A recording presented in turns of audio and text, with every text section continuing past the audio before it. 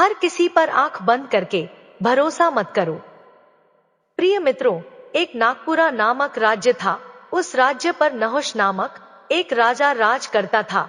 राजा दयालु, प्रजापति और परोपकारी था और राजा नहुष के मंत्री का नाम नागेश था।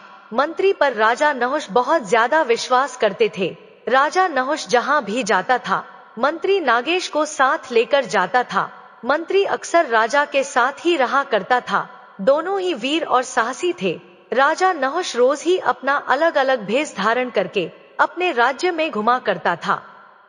ऐसा करके वह इस बात का पता लगाता था कि प्रजा कुशल मंगल है या नहीं। वह लोगों से मिलकर उनका दुख दर्द जानने की कोशिश करता रहता था और यह सब पता लगाने के बाद दूसरे दिन वह उनके कष्टों को दूर करने का प्रयास करता था। और यही कारण था कि उनकी प्रजा राजा नहुष से बहुत प्यार करती थी। इसी कारण से राजा नहुष का यश और कीर्ति बहुत दूर दूर तक फैली हुई थी। उनके राज्य में हर ओर सुख शांति थी। उनके राज्य में चोरी चकारी और डाकू लुटेरे का प्रजा को कोई भय नहीं था। लोग चैन की नींद सोते थे। एक सुबह राजा नहुष को एक खबर मिलती है कि लुटेरे भोले भाले किसानों के पशु और उनकी संपत्ति को ले जा रहे हैं। तब राजा नहुष हमेशा की तरह अपने मंत्री नागेश और कुछ सैनिकों के साथ किसानों के पास पहुंच जाता है। राजा नहुष के वहां पहुंचते ही लुटेरे वहां से भाग निकलते हैं और राजा अपने कुछ सैनिकों को किसानों की सहायता के लिए वहीं पर छोड़ देता है और खुद मंत्री के साथ वापस महल की तरफ लौटने लगता है। राजा और मंत्री महल से 6-7 मील की दूरी पर थे। दोनों घोड़े बहुत तेज भाग रहे थे। तभी अचानक उनके दोनों घोड़े रुक जाते हैं और हिनहिनाने लगते हैं। दोनों घोड़े अपने पैरों को आगे करते हैं और फिर जोर जोर से जमीन पर पटकने लगते हैं। राजा और मंत्री दोनों को कुछ भी समझ नहीं आता है कि यह क्या हो रहा है। तभी उन्हें रास्ते में एक विशालकाय नाग दिखाई देता है। नाग के शरीर में कोई हलचल नहीं थी। उस नाग से कुछ ही दूरी पर एक दिव्य नागमणि पड़ी दिखाई देती है, जो शायद उस नाग के मुंह से निकालकर गिर गई थी। तब राजा नहुष कहता है, अरे यह तो दिव्य नागमणि धारण करने वाला नाग लोक का नाग है। तब राजा दुखी होकर कहता है, इस भयानक काले नाग को किसने मार दिया है? राजा की बात सुनकर मंत्री कहता है, हे महाराज, आज तक हमारे राज्य में ऐसा पाप कभी नहीं हुआ है, लेकिन आज ऐसा हो चुका है। तब राजा नहुष कहता है, हाँ मंत्री, इस नाग के साथ बहुत बुरा हुआ है। और राजा चिंतित होते हुए कहता है कि अब क्या करें। यह देखकर राजा नहुष सोचता है कि अब और कोई उपाय नहीं है। हमें इस नाग को जीवन दान देकर फिर से जीवित करना चाहिए। और मंत्री भी राजा की हाँ में हाँ मिलाते हुए कहता है, महाराज, आपको तो संजीवनी विद्या आती है। उस विद्या से इसे फिर से जीवित किया जा सकता है। आप इसे एक अवसर के रूप में भी देख सकते हैं। इससे आपको अपनी विद्या को आजमाने का मौका भी मिलेगा और इस अवसर पर आपको उस विद्या का चमत्कार देखने का मौका भी मिल जाएगा। मंत्री की बात सुनकर राजा नहुष और गंभीर हो जाता है और कुछ सोचने लगता है। थोड़ी देर कुछ सोचने के बाद राजा कहता है, मंत्री, काले नाग को तो लोग मारने में ही पुण्य समझते हैं। क्या ऐसे प्राणी को संजीवनी विद्या से जीवित करना ठीक रहेगा? तब मंत्री कहता है, महाराज, भगवान शिव ने भी एक राक्षस को जीवित करने के लिए संजीवनी मंत्र का प्रयोग किया था। देवपुत्र का पुनर्जन्म, जिसे हम दुनिया में अच्छा समझते हैं, आमतौर पर वही विश्वासघात होते हैं। यदि कोई बुरा भी हो और उसे जीवन दान दे दिया जाए तो इससे बड़ा कोई पुण्य नहीं माना जाता है। मंत्री नागेश के इस तरह बार बार आग्रह करने पर राजा नहुष यह सोचने पर मजबूर हो जाता है कि मंत्री ठीक ही कह रहा है। राजा कुछ देर मन में सोचता है और उस मरे हुए नाग के पास जाता है।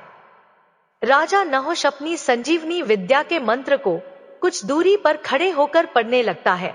राजा द्वारा बार बार कोशिश करने पर भी उस मरे हुए नाग में कोई हरकत पैदा नहीं होती है। राजा नहुष को अपनी विद्या पर बहुत विश्वास था, लेकिन लाख कोशिश करने के बाद भी वह नाग जीवित नहीं हो पाता है। राजा नहुष मन ही मन बहुत व्याकुल हो जाता है और उन्हें खुद पर बहुत क्रोध आने लगता है कि मेरा यह मंत्र काम क्यों नहीं कर रहा है। वह समझ नहीं पा रहा था कि नाग पर मेरा संजीवनी मंत्र काम क्यों नहीं कर रहा है। यह सोचकर राजा नहुष मन ही मन दुखी हो रहा था। तभी मंत्री नागेश कहता है, महाराज, आपके मंत्र का कोई भी असर इस नाग पर दिखाई नहीं दे रहा है। इससे पता चलता है कि आपके गुरु ने आपको झूठा मंत्र पढ़ाया है, और ऐसे झूठे गुरु का क्या विश्वास करना चाहिए। परंतु राजा नहुष को अपने गुरु पर पूरा विश्वास था, इसलिए राजा नहुष मंत्री को कहता है, मंत्री जी, मेरे गुरु के लिए आपके मुख से यह शब्द अच्छे नहीं लगते हैं, और मेरे गुरु और संजीवनी मंत्र पर कभी शक मत करना, नहीं तो आपको पाप लगेगा। तब मंत्री कहता है, हे महाराज, मैं किस तरह विश्वास करूं? आप स्वयं ही देख लीजिए महाराज, यह नाग अभी तक जीवित नहीं हो पाया है। यह सुनकर राजा नहुष का दिल बैठ जाता है। वह कहता है, मैंने इस काम को जानबूझकर करना स्वीकार किया है, तो जब तक यह पूरा नहीं होगा तब तक मुझे चैन नहीं मिलेगा। और कहता है, अगर इस नाग पर संजीवनी मंत्र का असर नहीं हुआ तो मैं अपने दूसरे मंत्र शव प्रवेश का प्रयोग करता हूं। तुम देखना कि इस मंत्र का कैसा चमत्कारी प्रभाव दिखता है, फिर तुम मान जाओगे कि मेरे गुरु और उनकी दी हुई विद्या में कितनी सच्चाई है। तभी मंत्री बात को पलटते हुए कहता है, जाने भी दीजिए महाराज, क्यों बेकार में पीछे पड़े हुए हो। चलो इस काम को छोड़ो, और रात हो रही है, अंधेरा होने से पहले ही हमें राजधानी पहुंचाना है। तब राजा नहुष मंत्री से कहता है, नहीं नहीं, अब यह नहीं हो सकता है। राजा इस बात को अपने मान सम्मान पर ले लेता है। राजा नहुष थोड़ी जोश में आकर मंत्री से कहता है, तुम मेरे शरीर को संभालो, मैं अपनी आत्मा इस नाग के शरीर में डालता हूँ। तुम्हें यह मारा हुआ नाग थोड़ी देर में ही जीवित दिखाई देने लगेगा। जैसे ही यह नाग चलने फिरने लगेगा, वैसे ही मैं अपनी आत्मा दोबारा अपने शरीर में डाल दूंगा, और मैं फिर से जीवित हो जाऊंगा, और यह काम करते ही हम राजधानी के निकल पड़ेंगे। मंत्री को राजा का कहना मानना पड़ता है। राजा नहुष शव प्रवेश मंत्र का जाप शुरू कर देता है। धीरे धीरे राजा नहुष का खुद का शरीर ढीला और निर्जीव पड़ने लगता है। थोड़ी ही देर में राजा का शरीर शव बन जाता है, और जो मारा हुआ नाग था वह जीवित होकर चलने फिरने लगता है और अपना फन ऊपर उठा लेता है। और इस बीच कुछ ऐसा होता है जिसकी किसी ने कल्पना भी नहीं की थी। जैसे ही राजा की आत्मा उस नाग के शरीर में प्रवेश करती है, वैसे ही मंत्री अपना आत्मा राजा नहुष के निर्जीव शरीर में डाल देता है। इसके बाद मंत्री ने अपने निर्जीव शरीर को तलवार से टुकड़े टुकड़े कर डालता है। नतीजा यह होता है कि राजा की आत्मा, जो कि नाग के शरीर में प्रवेश कर चुकी थी, वह नाग में ही रह जाती है, और मंत्री की आत्मा अब राजा के शरीर में प्रवेश कर चुकी थी। मंत्री अपनी चाल में कामयाब हो चुका था, जिसके बारे में राजा नहुष सोच भी नहीं सकता था। अब राजा देहधारी मंत्री जोर जोर से हंसने लगता है और कहने लगता है, राजन, आज तक मैं इसी मौके की तलाश कर रहा था। आज कितने सालों के बाद मेरी ये इच्छा पूरी हुई है। राजन, अब आप नाग बन चुके हो और मैं राजा बन चुका हूँ। अब तुम नागलोक में जाकर वहां पर रहकर नागलोक के सुख भोगो। अब तुम यहाँ से निकलो। मंत्री की यह बात सुनते ही सर्प देहधारी राजा गुस्से में जोर से फूंकार मारता है और कहता है, दुष्ट विश्वासघाती मंत्री, तुमने मेरे साथ छल किया है, लेकिन देखना, मैं इस विश्वासघात का बदला अपने विषधारी दांतों से लेकर रहूंगा। अरे नीच पापी, तू देखना, मैं तुझे दंड देकर अपना शरीर वापस ले लूंगा। मैं देखता हूँ कि तुम मुझसे बचकर कहाँ जाता है। इतना सुनते ही मंत्री क्रोध से भरकर चिल्लाता है और कहता है कि देखो, आगे मत बढ़ना, अपना फन उठाने की कोशिश भी मत करना, वरना मैं अपनी तलवार से तेरी गर्दन काट दूंगा। तू इसे अपना भाग्य समझ कि मैं तुझे जीवन दान दे रहा हूँ। अब बिना देर किए यहाँ से चला जा।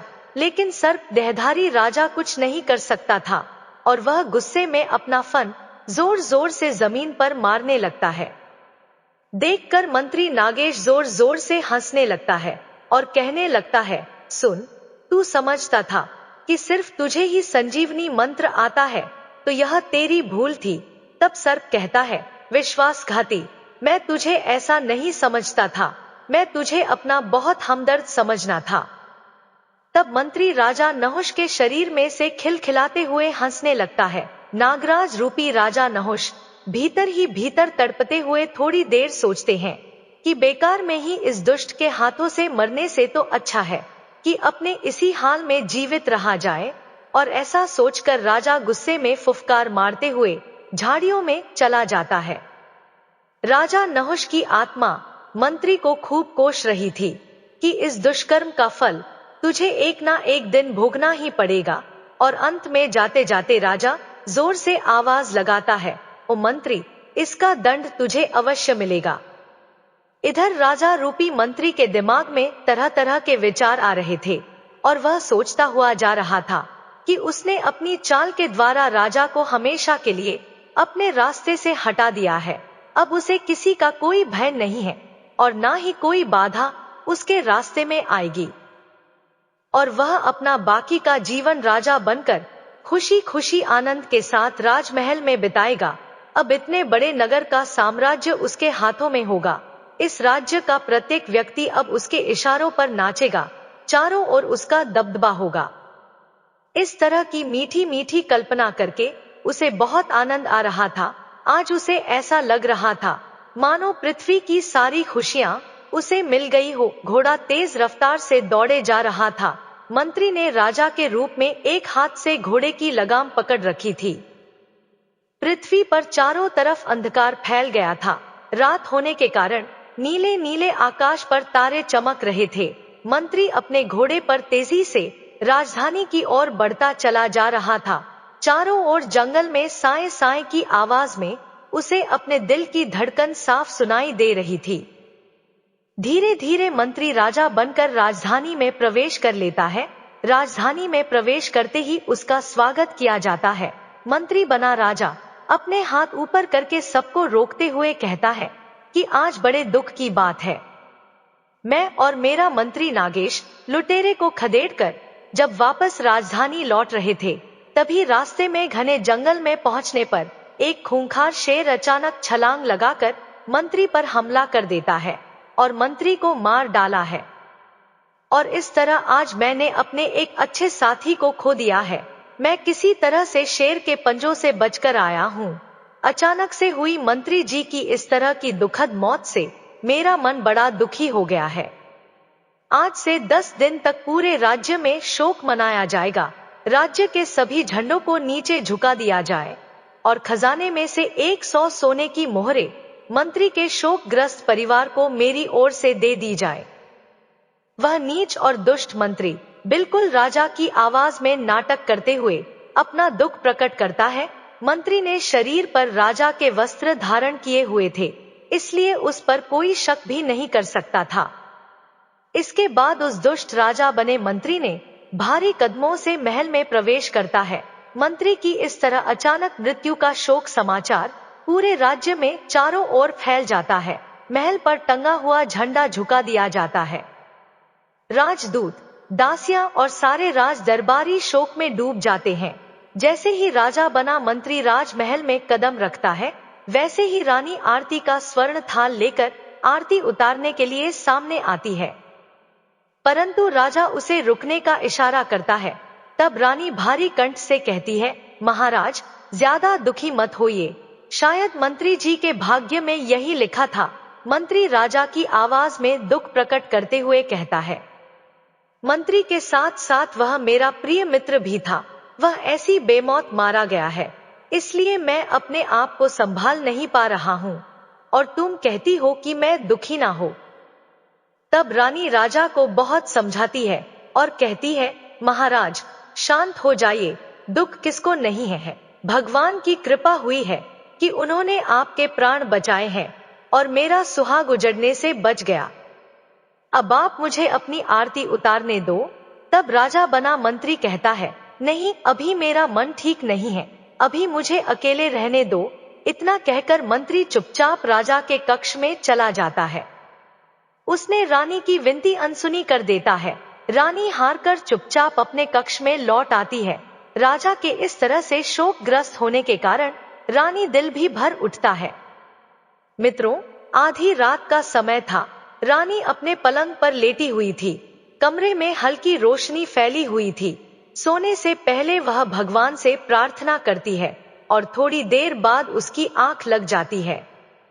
अभी आधा घंटा भी नहीं बीता होगा कि अचानक उसके कानों में आवाज आती है। आवाज में एक गहरा रहस्य छुपा हुआ था और वह आवाज कुछ ऐसे सुनाई दे रही थी कि रानी यहाँ से उठकर जल्दी से कहीं दूर चली जाओ। यह तेरा पति नहीं है, तेरा सुहाग खतरे में है। तेरा पति दिखाई देने वाला, राजा की देह धारण किया हुए यह शैतान मंत्री है। इस दुष्ट मंत्री ने तेरे सुहाग को धोखा देकर राजा का शरीर धारण कर लिया है। यह जो कुछ कर रहा है यह सब नाटक है। तेरा पति राजा नहुष अदृश्य रूप में है। हे महारानी, इस समय राजा नहुष सर्प का रूप धारण किया हुए हैं। धीरे धीरे आपको सारी घटना मालूम हो जाएगी। अभी तुम जल्दी से उठकर यहाँ से कहीं दूर चली जाओ। इस नीच दुष्ट मंत्री ने राजा को बहुत बड़ा धोखा दिया है और आगे की चिंता छोड़ो। समय आने पर सब ठीक हो जाएगा और तब तक तुम भगवान को याद करते रहो। और इसके बाद रानी की नींद खुल जाती है। रानी झट से हड़बड़ा कर बैठ जाती है। उसका शरीर पसीने में भीगा हुआ था। वह कक्ष में इधर उधर देखती है पर उसे कक्ष में कोई भी नजर नहीं आता है। कक्ष में शांति से दीपक जल रहा था। कोई हलचल, कोई परिवर्तन नहीं था। रानी की सांसें तेजी से चल रही थी और उसे कुछ नहीं समझ आ रहा था। रानी थोड़ी देर तक वही बातें याद करती रहती है और उसके बाद पड़ोस के कमरे में जाकर उसने अपनी एक विश्वासपात्र दासी को धीरे से उठाती है और उसके कान में कुछ कहती है। उसके बाद वह चुपके से अपने वस्त्र और आभूषण लेकर रात में ही राजमहल के पीछे के रास्ते से बाहर निकल जाती है। चारों ओर अंधेरी रात का सन्नाटा छाया हुआ था। पूरा नगर और राजमहल नींद में सोया हुआ था। तभी उन्हें किसी के खांसने की आवाज सुनाई देती है और साथ में एक कुत्ता भी भौंकता है। आवाज सुनकर रानी और दासी दोनों छुप जाती है। बाद में वे जल्दी जल्दी एक गुप्त रास्ते के द्वारा दूर जंगल में पहुंच जाती है। रानी और दासी को चलते चलते सुबह हो जाती है और वह दोनों एक नदी के किनारे जाकर रुकती है। वहां पहुंचकर वह दोनों हाथ मुंह धोती है और कुछ फलाहार करती है। अब जाकर उनके दिल की धड़कनें कुछ कम होती है। बाद में वह दोनों अपना भेष बदल लेती है। ऐसे ही गिरते पड़ते आगे जंगल में बढ़ती जाती है। अगर उन्हें कोई आवाज सुनाई देती है तो वह किसी पत्थर या फिर पेड़ के पीछे छुप जाती थी और फिर से आगे बढ़ने लगती है। उन दोनों को चलते चलते दोपहर हो जाती है। अब वह दोनों पहाड़ी की दूसरी तरफ भयानक जंगल को छोड़कर एक गांव के पास में पहुंच जाती है। वहां पर उन्हें गांव के सटे पास के जंगल में एक मंदिर दिखाई देता है। चलते चलते वह काफी थक चुकी थी, इसलिए उन्होंने वहीं पर रात्रि में विश्राम करने की सोचती है और थके होने के कारण उन्हें थोड़ी ही देर में उन्हें गहरी नींद आ जाती है। उधर सारे राज्य में खलबली मची हुई होती है कि रानी महल से गायब हो गई है। यह बात मंत्री बने राजा के कानों तक भी पहुंच जाती है। बात सुनते ही मंत्री सन्न रह जाता है। तभी उनके पास एक दासी आकर कहती है कि रानी जी गायब हो गई है। तब मंत्री बना राजा जोर से चीख कर कहता है, क्या कहते हो? तब एक दासी थरथर कांपते हुए कहती है, महाराज, यह सच है। तब मंत्री पागलों की तरह गुस्से में चिल्लाकर बोलता है, नहीं, ऐसा नहीं हो सकता है। इतनी देर में दूसरे दासी ने डरते हुए कहती है, बड़ी अनहोनी हो गई है महाराज। रानी के साथ एक दासी भी, जो उनकी मुंह बोली दासी थी, वह भी उनके साथ चली गई है और उसका भी कोई पता नहीं चल रहा है। तब राजा बना मंत्री कहता है, तुम यहाँ मेरा मुंह क्या देखते हो? जाओ और पूरे राज्य का चप्पा चप्पा ढूंढकर कैसे भी करके रानी को लेकर आओ। अगर आप लोगों ने पता नहीं लगाया तो आपको सख्त से सख्त दंड दिया जाएगा। और पूरे राज्य में ढिंढोरा पिटवा दिया जाता है कि जो भी रानी को ढूंढ कर लाएगा हम उसे मूंग मांगा इनाम देंगे। मंत्री बना राजा जोर से अपनी आवाज को बुलंद करता है और महारानी को ढूंढने के लिए कहता है। देखते ही देखते चारों ओर दूत फैल जाते हैं। महारानी और दासी को ढूंढने के लिए चारों तरफ जाल बिछा दिया जाता है। सारे मंदिर, बगीचे, तालाब, सब जगह देखने पर भी रानी और उसकी दासी का कहीं अता पता नहीं चलता है। उन्हें ढूंढते ढूंढते सुबह से दोपहर हो जाती है और दोपहर से शाम हो जाती है। राजमहल में परेशान बैठा मंत्री मन ही मन सोच रहा था कि अचानक यह सब कैसे हो गया, कहीं रानी को मेरे रहस्य का पता तो नहीं चल गया है। लेकिन वह यह सोचकर तसल्ली ले लेता है कि यह तो हो ही नहीं सकता, यह सब रानी को कैसे पता चल सकता है, जबकि यह बात सिर्फ मुझे ही मालूम है, तो रानी को कौन बताएगा।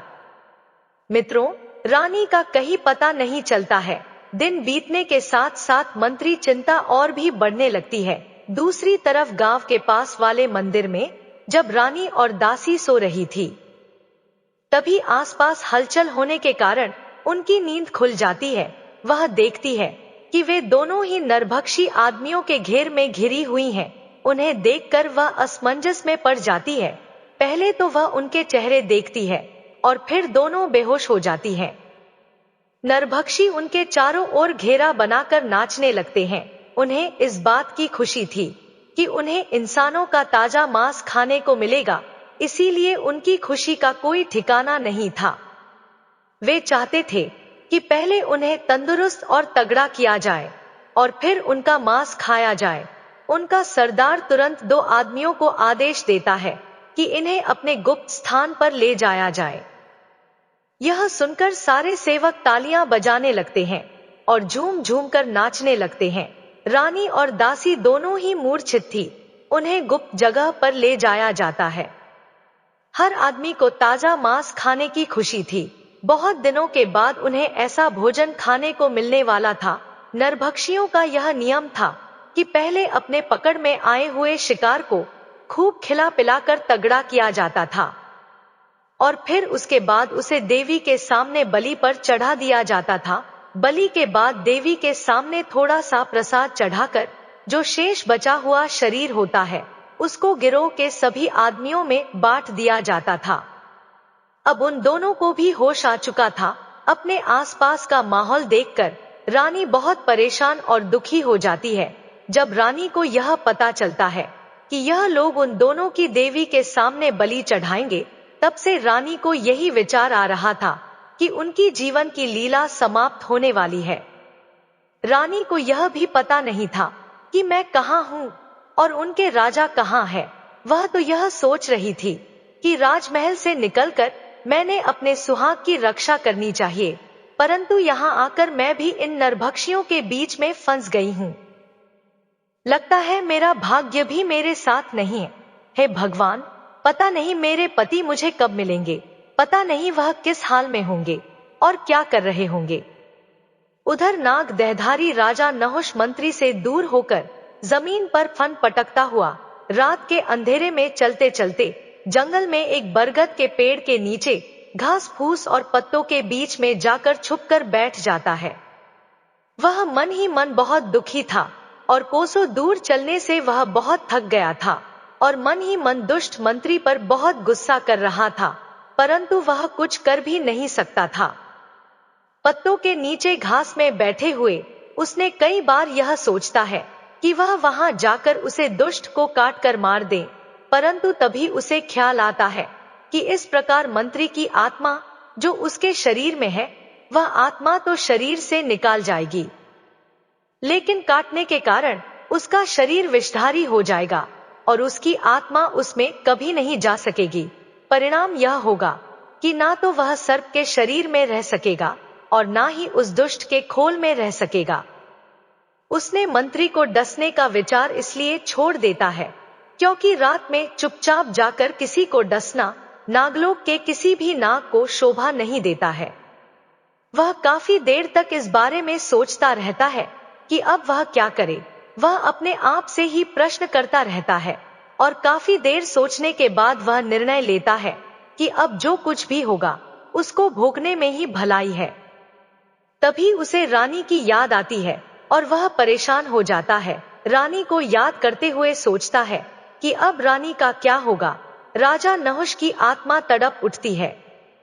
अब भूख के मारे उसका हाल बेहाल हो रहा था। थोड़ी देर बाद सुबह होने लगती है। उसने घास फूस और पत्तों से अपना सिर धीरे से ऊपर निकालकर इधर उधर देखता है। चारों तरफ धुंध फैली हुई थी, कोई पक्षी भी नजर नहीं आ रहा था। इधर उधर चलकर अपना भोजन ढूंढने के लिए उसकी इच्छा नहीं हो रही थी। सर्परूपी राजा के लिए एक एक पल गुजारना मुश्किल हो रहा था। इंतजार करते करते आखिर सारा दिन निकल जाता है। शाम होने लगती है। पक्षी दाना चुगा करके अपने अपने घोंसले में लौटने लगते हैं। उसने घने बरगद के पेड़ के ऊपर बैठे पक्षियों की तरह तरह की आवाज सुनता है। राजा नहुष हर पक्षी की भाषा खूब अच्छी तरह से समझता था। आवाज सुनकर राजा मन ही मन बहुत खुश होता है। वह मन लगाकर पक्षियों के चहचहाने की आवाज सुन रहा था। तभी उन्हें आवाजों के बीच उसे एकाएक के एक तोते की आवाज सुनने को मिलती है। वह तोता कह रहा था, अरे भाई, चंद्रपुरी के दयालु राजा सुहेलदेव धर्मात्मा, पुण्यवान और दयालु राजा है। कल उसके राज्य में धूमधाम से त्योहार मनाया गया है। कल हम वहां दावत में खाना खाकर आए हैं, लेकिन उनमें 2 तोते बड़े कपटी निकलते हैं। वे अपने सब साथियों को छोड़कर आगे चल देते हैं। तब उनमें से एक तोता कहता है, साथियों, हमने भी निश्चय कर लिया है कि उन्हें सजा अवश्य मिलनी चाहिए। हम उनका पीछा करते हैं। तभी एक तोता तो माफी मांग लेता है, परंतु दूसरा थोड़ा अकड़ू स्वभाव का था। वह माफी का एक शब्द भी नहीं बोलता है। फिर एक तोता उस अकड़ू तोते को घायल कर देता है। वह तोता घायल होकर जमीन पर गिर जाता है। इधर नाग रूपी राजा नहुष धीरे से अपना फन उठाकर घायल तोते की तरफ देखता है। तभी उसके मन में एक विचार आता है कि कितना अच्छा भोजन मिला है, इसको खाकर मजा आ जाएगा। परंतु दूसरे ही क्षण वह सोचता है कि यह तोता मरने वाला है। तोते को अपना भोजन बनाने से कहीं ज्यादा अच्छा है कि क्यों ना इसके मरते ही मैं नाग के शरीर से अपनी आत्मा को निकालकर इस तोते के शरीर में डाल देता हूं। इस प्रकार नाग रूपी राजा अब तोते की मृत्यु का इंतजार करने लगता है। देखते ही देखते तोते की मौत हो जाती है। फिर वह राजा अपने नाग रूपी शरीर को छोड़कर अपनी आत्मा तोता के शरीर में डाल देता है और उसी समय दम तोड़ा हुआ तोता फिर से जीवित हो जाता है। जीवित होते ही वह देखता है कि वह स्वयं को शिकारी के जाल में फंसा हुआ पाता है और जोर जोर से पंख फड़फड़ाने लगता है। अब वह शिकारी के जाल से निकलने की कोशिश कर रहा था। उधर उस बड़े और सुंदर तोते को जाल में फंसा हुआ देखकर शिकारी के मुंह में पानी भर आता है। वह खुश होता है और मन ही मन पकाकर खाने की सोचने लगता है और सोचता है कि आज तो मुझे अच्छा शिकार मिला है। घर जाते ही पत्नी भी देखकर खुश हो जाएगी। ऐसे सोचते हुए झट से अपना जाल समेट लेता है और घर के लिए चल पड़ता है। इतने में उसकी नजर बड़े ही भयंकर मरे हुए सांप के ऊपर पड़ती है। उसे देखकर शिकारी बुरी तरह से घबरा जाता है। उसने जल्दी से अपना जाल कंधे पर डालता है और वहां से अपनी जान बचाकर भागता हुआ बहुत दूर जाकर रुकता है और फिर वह पीछे मुड़कर देखता है मरे हुए सांप को। देखकर उसे ऐसा लग रहा था जैसे वह सर्प अभी भी उसका पीछा कर रहा हो। वह बुरी तरह से हांफ रहा होता है। घर पहुंचकर उसने कंधे से अपना जाल उतारकर एक तरफ पटक देता है। जाल में फड़फड़ा हुए तोता को देखकर शिकारी की पत्नी बहुत खुश होती है। उसकी पत्नी जल्दी से उस तोते को जाल से निकालकर एक पिंजरे में डाल देती है। शिकारी अपनी पत्नी को किस्सा सुनाते हुए कहता है, मैंने रात में ही जाल बिछा दिया था और इस तोता को पकड़ लेता हूँ। जैसे ही मैं वहां से घर के लिए चलने लगता हूँ, तभी मेरी नजर थोड़ी दूरी पर पड़े एक भयंकर काले सांप पर पड़ती है। आज तो मुझे भगवान ने ही बचाया है। सांप मारा हुआ था, वरना आज मैं जिंदा वापस घर नहीं लौट पाता। पति के मुंह से ऐसी बातें सुनकर उसकी पत्नी सन्न रह जाती है और वह कहने लगती है कि यह तो भगवान की कृपा थी जो आप सही सलामत घर पहुंच गए हैं। और कुछ देर वह रुकती है और कहने लगती है, यह तोता तो काफी बड़ा है। थोड़ी देर बाद शिकारी अपने चाकू को पत्थर पर घिसकर धार देने लगता है। धार देने के बाद उसने तोता को पकाने के लिए पिंजरे में हाथ डालता है। तभी उसी समय तोता जोर जोर से चीखते हुए कहने लगता है, मुझे मत मारो, पहले मेरे जख्मों पर औषधि लगाओ, मैं तुम्हें माला माल कर दूंगा। शिकारी तोते की बातें सुनकर हैरान हो जाता है। उसने अपने जीवन में आज तक किसी भी तोते को इस तरह बातें करते हुए नहीं सुना था। शिकारी वही का वही रुक जाता है। शिकारी हैरानी से तोता को देख रहा था। तभी झट से तोते के पिंजरे का दरवाजा बंद कर देता है और दौड़कर अपनी पत्नी के पास पहुंच जाता है और तोता की कही हुई बातें अपनी पत्नी को सुनाता है। शिकारी की बात सुनते ही उसकी पत्नी बड़ा आश्चर्य से कहती है, वह हमें माला माल कर देगा। शिकारी की पत्नी की आंखों में खुशी चमकने लगती है। तब शिकारी कहता है, हाँ, मैं बिल्कुल सच कह रहा हूँ। यह सुनकर उसकी पत्नी खुशी से नाचने लगती है। तब शिकारी बोलता है, ऐसा लगता है कि यह तोता कोई पूर्व जन्म का ज्ञानी या पंडित है। किसी के श्राप से यह पक्षी रूप में अपनी जिंदगी गुजार रहा है। तब उसकी पत्नी कहने लगती है, इसमें कोई ना कोई रहस्य तो है। तभी कुछ सोचते हुए शिकारी अपना फैसला सुनाता है कि हमें इस तोते को मारना नहीं चाहिए। तब उसकी पत्नी कहने लगती है, तुम जाओ और उसकी मरहम पट्टी का इंतजाम करो, वह बहुत जख्मी है। इसके बाद वह शिकारी तोते के जख्मों के लिए सामान लाने के लिए बाहर चला जाता है। फिर शिकारी आता है और तोते के जख्मों पर लेप लगाना शुरू कर देता है और वह तोता कुछ दिन में ही ठीक हो जाता है। फिर शिकारी रोज समय पर दाना पानी डालते और प्यार से उसकी देखभाल करने लगते हैं। फिर एक दिन शिकारी तोते के रहस्य को जानने की इच्छा प्रकट करता है, इसलिए वह तोते से पूछता है, भाई, तुम पक्षी रूप में हो, फिर भी तुम बिल्कुल इंसानों की तरह बातें कर रहे हो। तभी तोता बोलता है, मेरी कहानी बड़ी दुख भरी है, तुम सुनकर क्या करोगे? तुमने मेरे घावों को ठीक किया है, तुम्हारा यह एहसान और भलाई मैं कभी नहीं भूल पाऊंगा। इतना कहकर तोता चुप हो जाता है। शिकारी उसके बारे में जानना चाहता था, इसलिए वह बोलता है, तुम कुछ तो बताओ कि आखिर तुम कौन हो? हम तुम्हारी मदद करना चाहते हैं, हमसे जो बन पड़ेगा हम तुम्हारी मदद करेंगे। तब तोता कहने लगता है, नहीं भाई, मेरे दुख मुझे ही झेलने पड़ेंगे। जब तक मेरे भाग्य में दुख लिखा है तब तक कोई भी मेरी सहायता नहीं कर सकता है। लेकिन मुझे पूरा विश्वास है कि एक दिन मेरे इन दुखों का अंत जरूर होगा। तब शिकारी बड़ा अधीर होकर पूछता है, कैसा दुख? यह तुम किन दुखों की बात कर रहे हो? तुम हमें साफ साफ क्यों नहीं बताते हो कि आपके साथ क्या हुआ था? शिकारी की उत्सुकता को देखकर तोता बना राजा ने अपना सारा किस्सा उसे सुनाते हुए उससे बताता है कि वे एक राजा है और किस प्रकार से मंत्री के धोखे के कारण वह तोता बना है। उसकी आपबीती सुनकर शिकारी और उसकी पत्नी की आंखें फटी की फटी रह जाती हैं।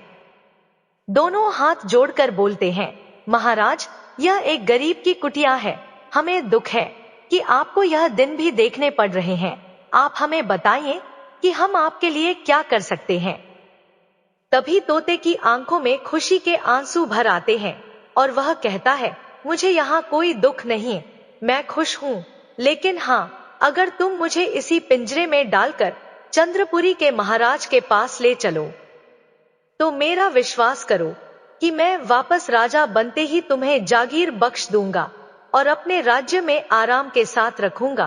तब शिकारी कहता है, ठीक है महाराज, मैं आपकी इच्छा को जरूर पूरी करूंगा।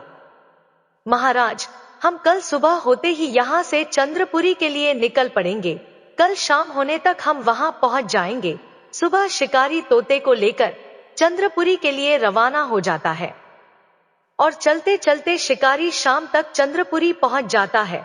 उसके हाथ में तोता का पिंजरा लटका हुआ था। महल के पास पहुंचकर वह जोर जोर से चिल्लाने लगता है, देखो देखो, एक निराला तोता। इसके मुंह से हर लड़ाई झगड़ा का न्याय सुनो। बड़ा पुराना पंडित ज्ञानी तोता, कीमत केवल 10 मुद्राएं। शिकारी की आवाज सुनकर आसपास के लोग इकट्ठा होने लगते हैं। उन्हें बड़ा आश्चर्य हो रहा था कि कैसा तोता है जो लड़ाई झगड़े के भी फैसला कर देता है। शिकारी की बातें सुनकर लोग आश्चर्य से पिंजरे में बंद तोते को देखने लगते हैं। धीरे धीरे यह बात चंद्रपुरी के राजा के कानों तक पहुंच जाती है। तभी राजा तुरंत अपने सिपाही भेजकर उस शिकारी को अपने महल में बुला लेता है। राजा के सामने पहुंचकर शिकारी ने पिंजरे को नीचे रख देता है और राजा को प्रणाम करता है। तब राजा शिकारी से पूछता है कि तुम इस तोता का कितनी कीमत चाहते हो। तब शिकारी हाथ जोड़ते हुए कहता है कि मैं गरीब हूं, आपसे क्या मोल भाव करना, आप जो भी देंगे सिर माथे पर स्वीकार कर लूंगा। तब राजा कहता है, मैं तुम्हें तोते के बदले 10 सोने के सिक्के देता हूं।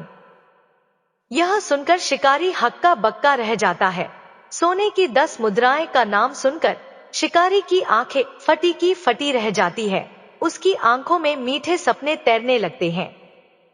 तब राजा कहता है, लेकिन ध्यान रहे, अगर तुम्हारी बात गलत निकली तो हम तुम्हें कठोर दंड देंगे। तब शिकारी कहता है, मुझे मंजूर है।